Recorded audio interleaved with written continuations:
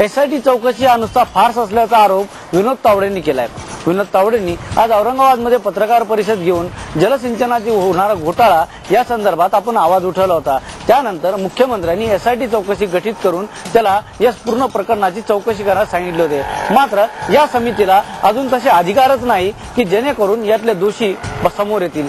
त्यामुळे ही सर्व समिती नुसता फार्स आहे। मुख्यमंत्र्यांनी जे आश्वासन दिलं होतं ते यात कुठेही पूर्ण होत नसल्याचं हे स्पष्ट होत आहे। त्यामुळे आता एसआयटी विरुद्ध आपण न्यायालयात धाव घेणार आहोत आणि लवकरच सीबीआय चौकशी व्हावी अशी हे मागणी करणार आहेत। त्याचबरोबर राज ठाकरे यांनी जालन्याच्या सभेमध्ये हा झालेला घोटाळा या संदर्भात भाजपही तेवढंच कारणीभूत आहे, कारण भाजपाने यामध्ये विशिष्ट आवाज उठवला नाही, त्यामुळे याची जी व्याप्ती आहे ती वाढली आहे असा आरोप राज ठाकरेंनी या सभेत केला होता।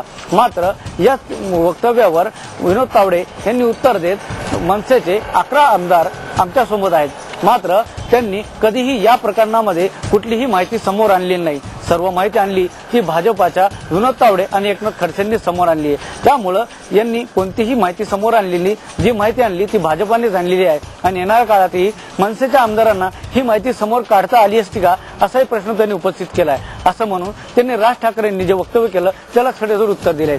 आजच्या पत्रकार परिषदेमध्ये सिंचनावर त्यांनी सरकारवर ताशेरे ओढलेत। लवकरच सिंचनाची योग्य तपास झाला नाही तर आपण आता वेगळ्या मार्गाने ही लढा लढू असंही आश्वासित त्यांनी केलंय।